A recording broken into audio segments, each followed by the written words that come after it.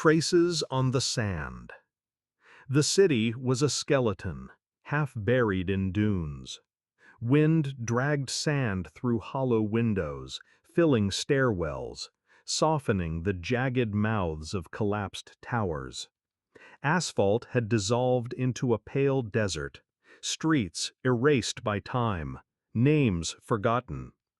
At dusk, the ruins glowed faintly, reflecting the last bruised light of the sun.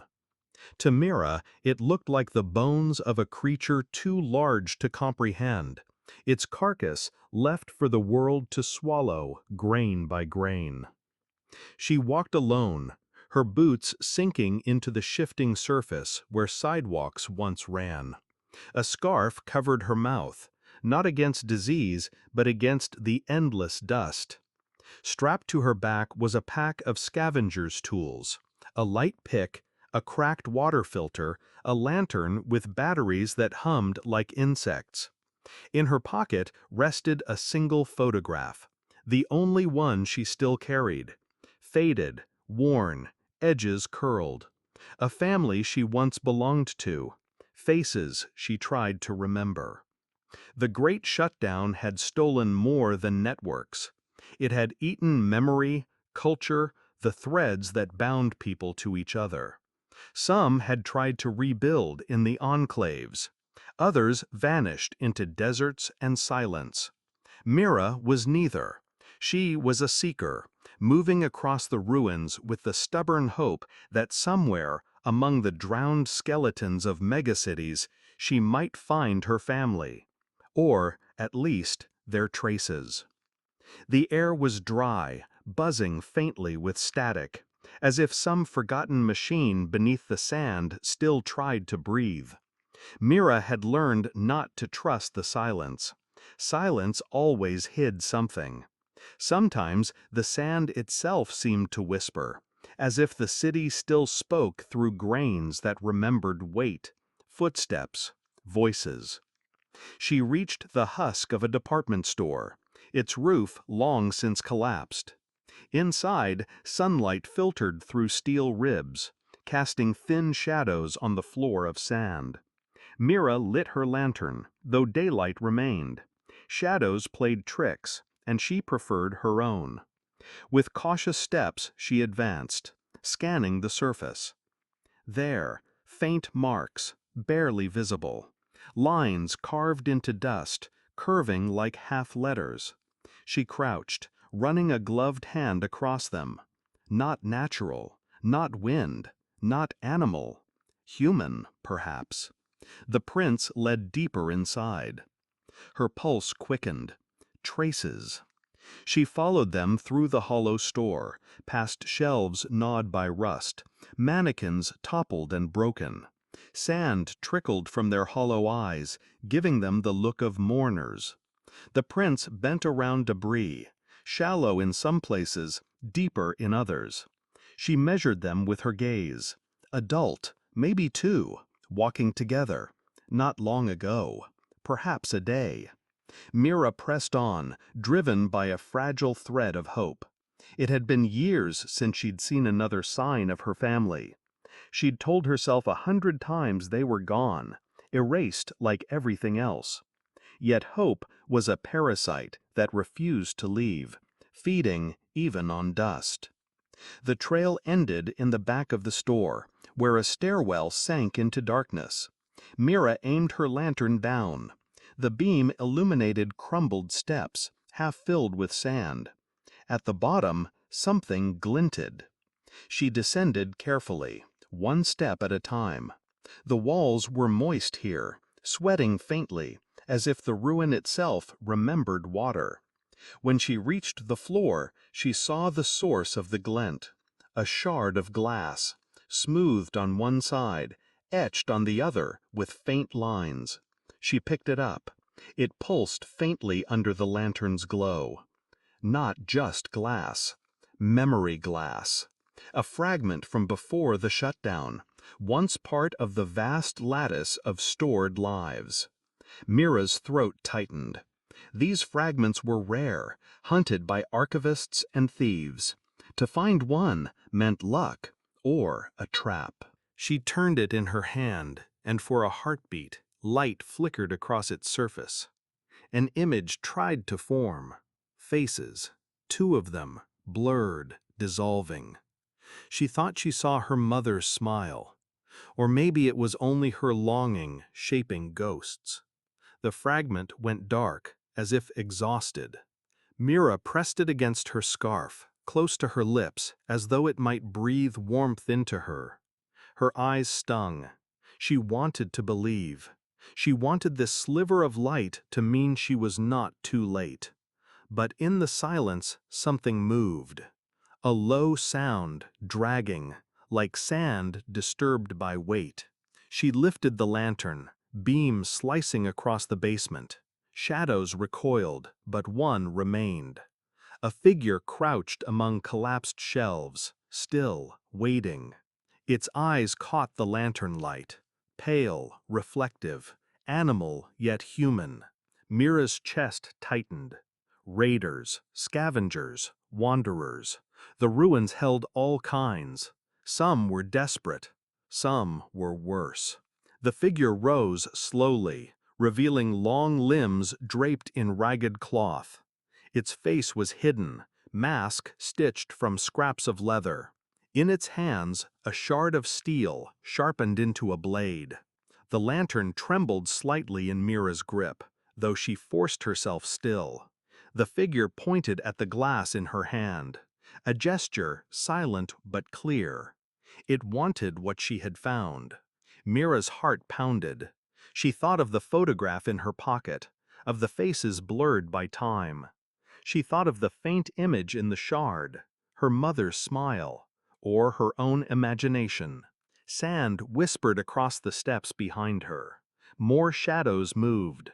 She was not alone with just one. The ruins had birthed a small pack. Mira raised the shard to her chest, as if protecting her own heart. Her mind screamed at her to flee, but the stairwell was narrow, the way back collapsing under shifting sand. The lantern's light trembled. The masked figures drew closer, silent, patient. Mira realized the ruins were not empty. The ruins remembered, and sometimes memory wanted to be claimed. Mira gripped the glass fragment as if it held the last pulse of life. Shadows moved slowly, rhythmically, like the heartbeat of the desert itself. Every footstep of the hunters echoed across the empty walls. Every whisper of sand threatened to betray her presence. She glanced at the crumbling stairs she had descended. The drop was narrow and fragile. To jump meant risking broken bones. To stay meant a certain trap. Fear rose inside her, coiling tight in her chest. Yet fear was fuel.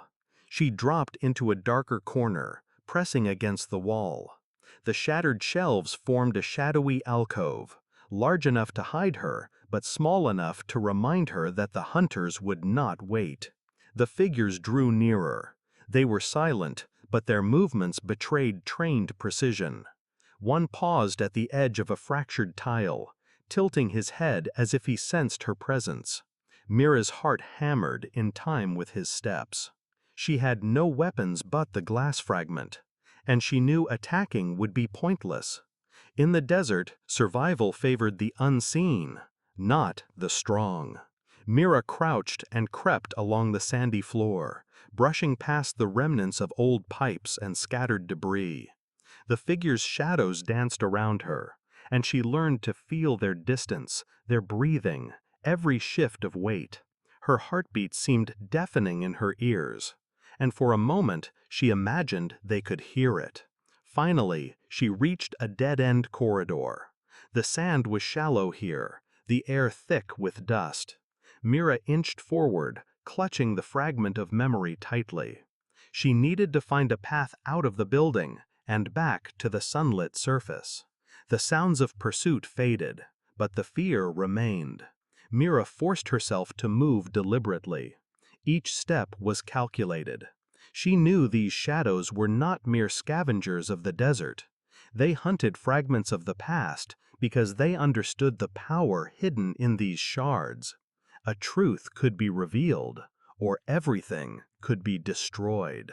The corridor opened to a collapsed archway, and Mira squeezed through, scraping her arm against jagged concrete. Outside, the sun beat down mercilessly. The city ruins stretched in waves of scorched metal and sand, neon skeletons of a world long dead. Mira paused to scan the horizon. Somewhere among the ruins, her family might still exist, or their remnants might have turned to dust. The glass fragment hummed faintly in her hand, a resonance only she could hear. It was a pulse of someone else's memory, a whisper of another life, yet it had become her compass. She moved, treading carefully over broken walkways and rusted girders, letting the wind mask her presence. The desert swallowed sound. Even the distant predators could not trace her now, only the memory pulsing through her grasp. Hours passed. Mira kept her eyes on the horizon, the fragment's light guiding her like a hidden beacon. She reached a small ridge overlooking a valley of ruins. The wind carried scents of metal and sand, and for a moment she imagined her family walking somewhere below, unaware of the desolation. Then she saw it, a flicker in the distance, a movement that was not sand nor shadow. Someone was following, keeping pace with the wind. Mira froze. The glass fragment felt heavier in her hand, its resonance louder, almost a voice urging her forward. Mira crouched behind a broken wall and waited, listening to the rhythm of her pursuer. Time slowed. The desert seemed endless, yet every heartbeat counted. She realized that the pursuit was not just about survival. It was about the truth buried in the memory she carried. A choice loomed before her. She could run blindly, risking capture, or she could confront the hunter, risking everything for the chance to protect the fragment and perhaps uncover the secret of her family's fate. The desert whispered around her. Mira clenched her jaw. The shadows moved closer, silent and inevitable. And in that moment she understood.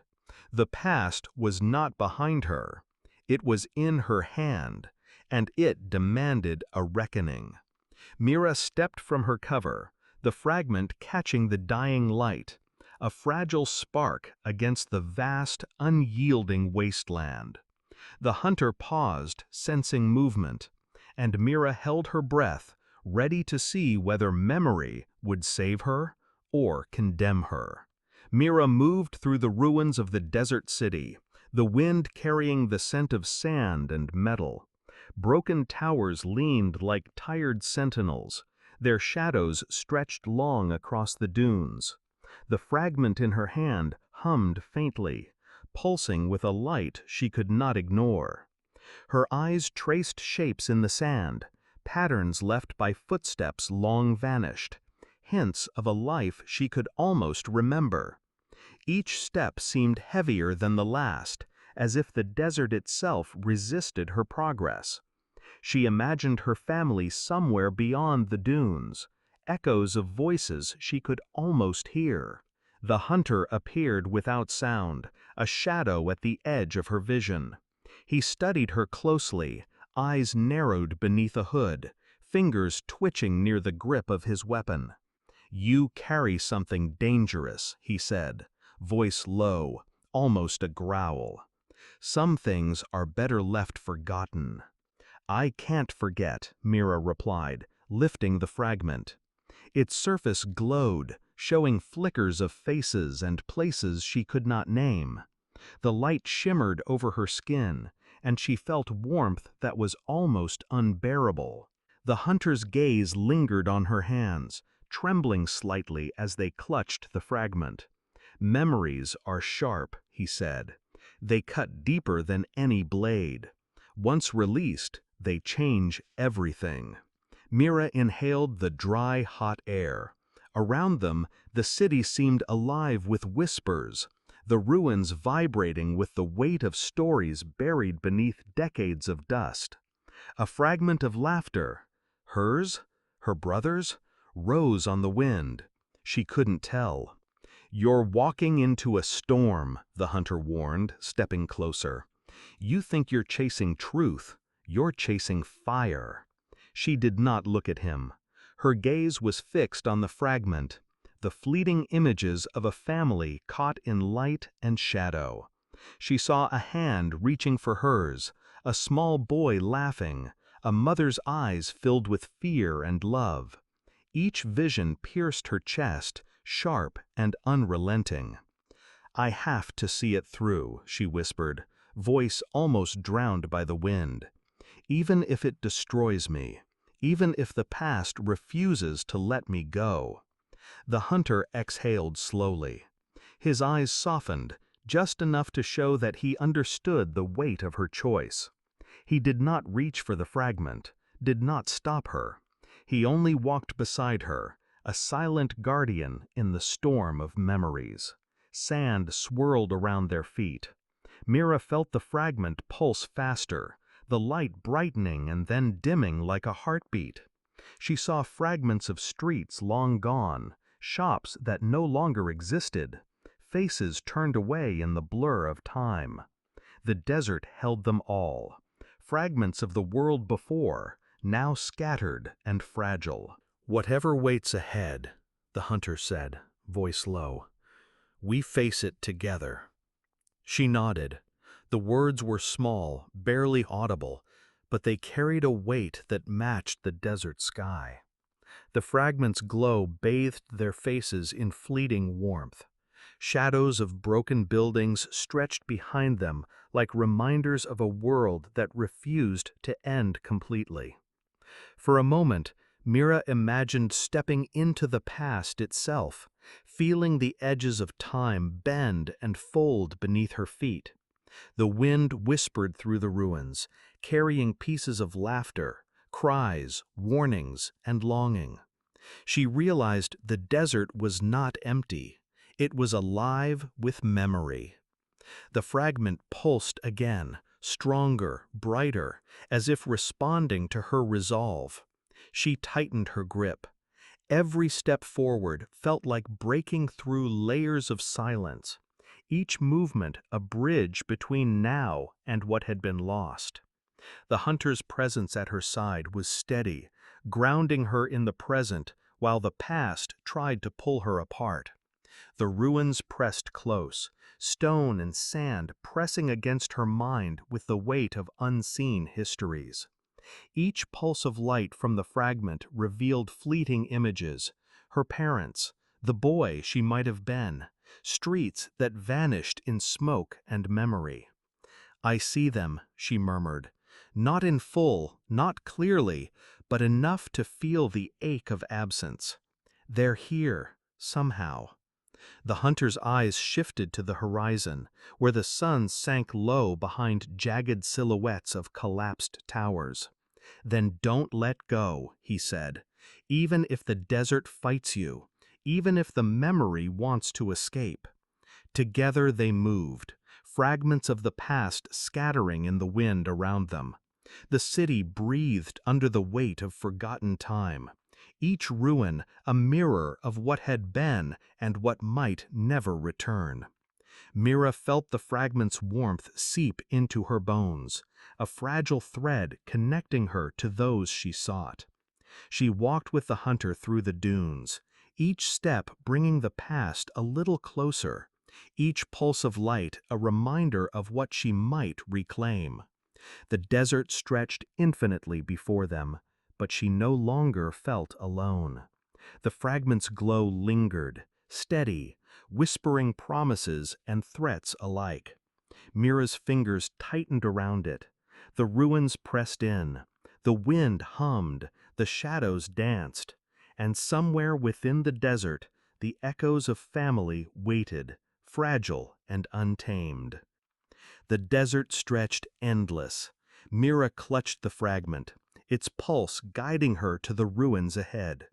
Sand whispered with echoes of the past, her family's faces flickering in her mind.